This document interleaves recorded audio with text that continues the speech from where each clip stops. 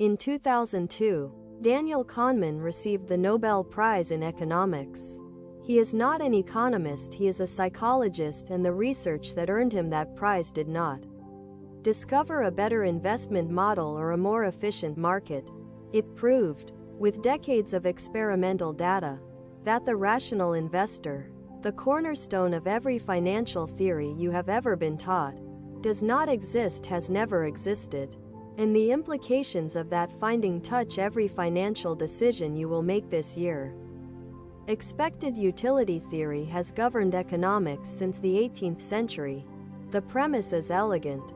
Humans weigh outcomes by probability, calculate expected values, and choose the option that maximizes their utility. A machine logic, clean, consistent, and almost entirely untested against actual human behavior. The problem is not that people occasionally deviate from this model. The problem is that they deviate from it systematically, in patterns that are predictable in advance, consistent across cultures, and stable across decades of replication. In 1979, Daniel Kahneman and Amos Tversky published a paper titled Prospect Theory, an analysis of decision under risk.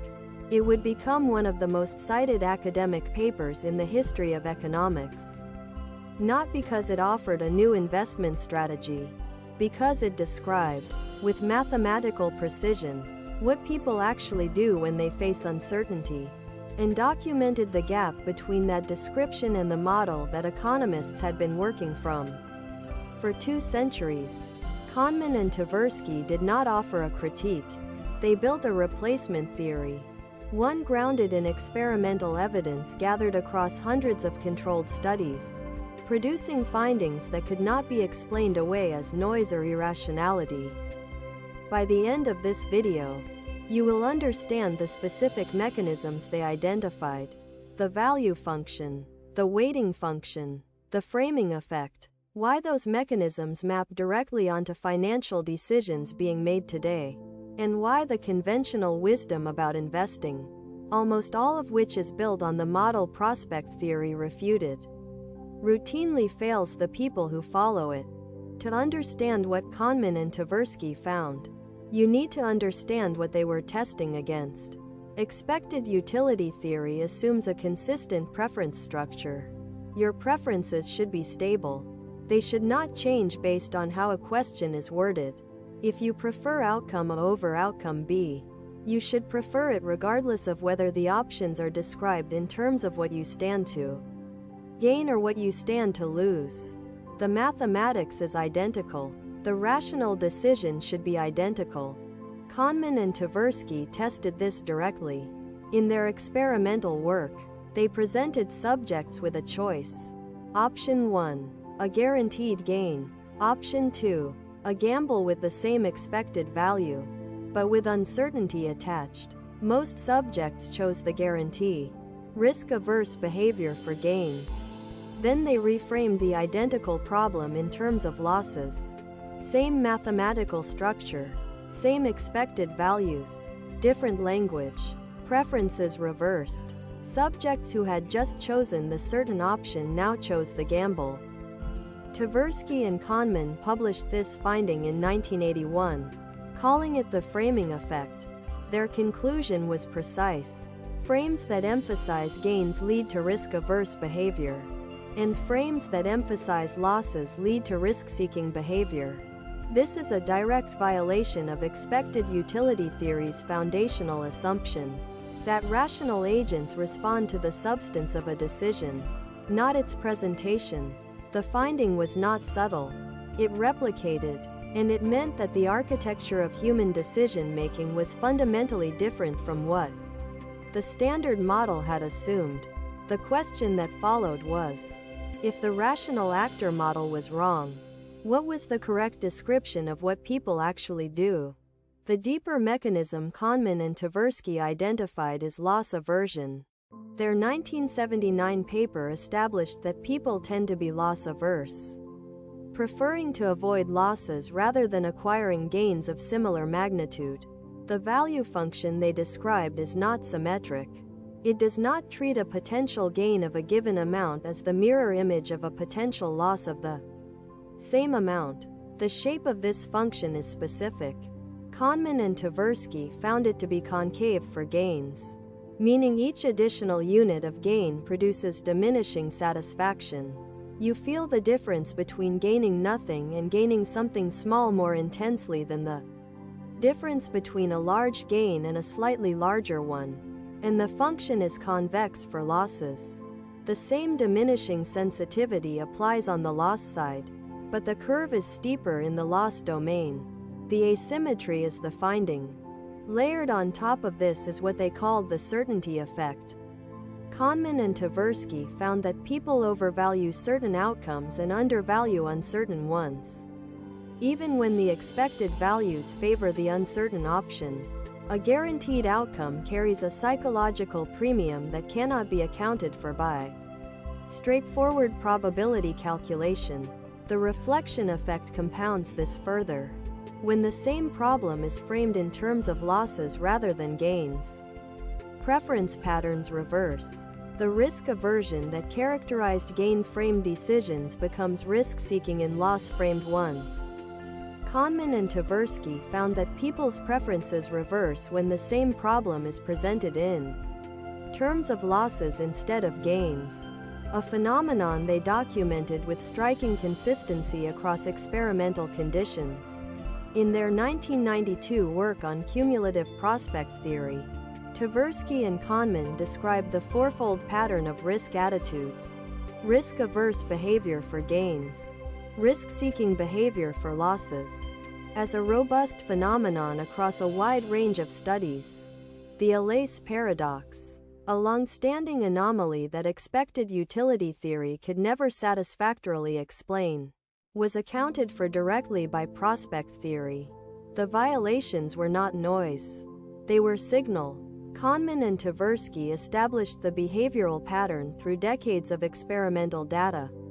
Subsequent neuroscience research has begun mapping the underlying biological mechanisms. Decision-making under risk engages the brain's evaluation systems in ways that do not resemble a calculation. Research in this area suggests that the processing of potential losses and potential gains activates different neural pathways with different response profiles. The brain does not appear to treat losses and gains as symmetric inputs to a single computation. This is consistent with the asymmetric value function Kahneman and Tversky described. Loss aversion does not appear to be a cognitive error in the conventional sense of a miscalculation.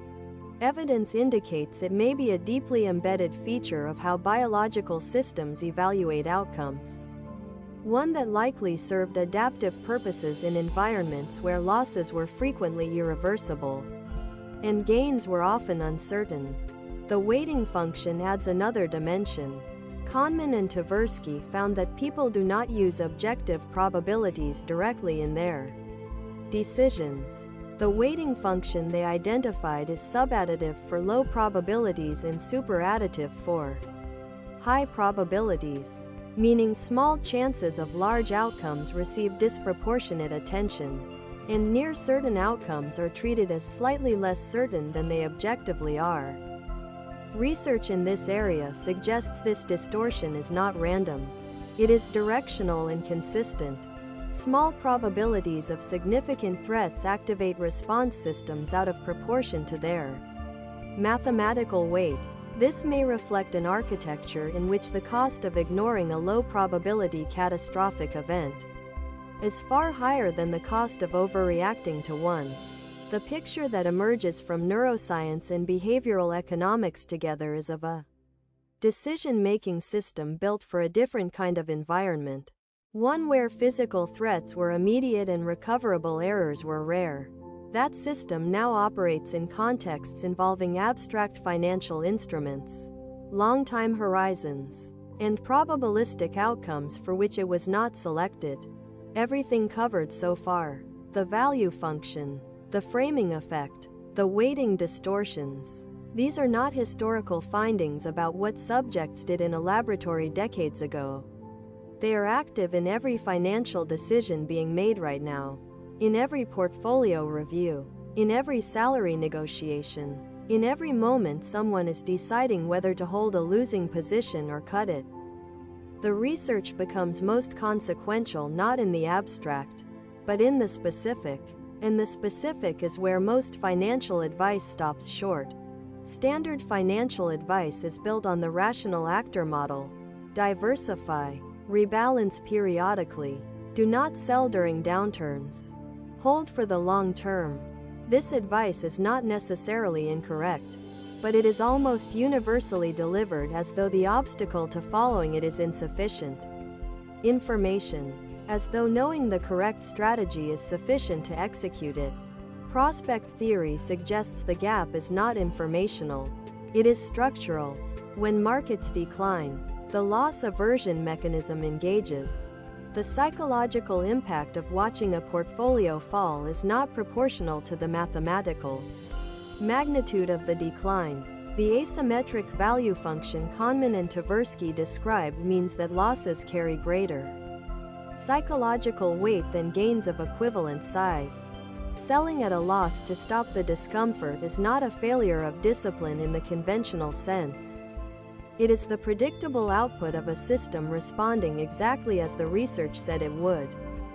Richard Thaler's work on what he called the endowment effect, which he connected to loss aversion and prospect theory, demonstrated that people tend to overvalue what they already possess relative to what they do not.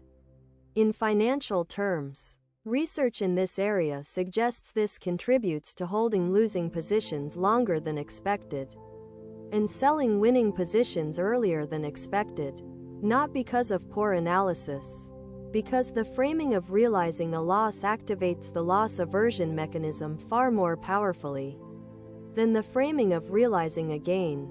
Conventional financial wisdom tends to treat these patterns as mistakes to be corrected through better information, stronger discipline, or improved emotional control. The evidence from Kahneman, Tversky, Thaler, and subsequent researchers suggests they are structural features of human decision-making, features that do not disappear when you become aware of them, but that can be worked with once you understand their specific architecture.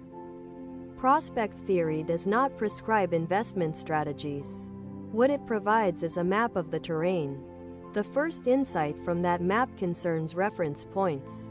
Kahneman and Tversky found that people evaluate outcomes not in absolute terms, but relative to a reference point, typically the status quo or the acquisition price. The loss aversion mechanism activates whenever an outcome falls below that reference point. Research in this area suggests that how reference points are set, what you define as the baseline from which you measure gain or loss, has significant consequences for the decisions that follow. If you evaluate each position in a portfolio against its individual purchase price, the loss framing will be continuously active for any position that has declined.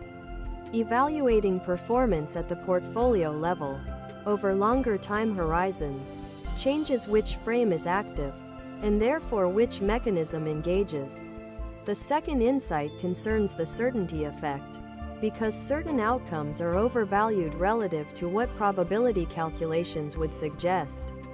Decisions made under pressure to eliminate uncertainty may consistently sacrifice expected value.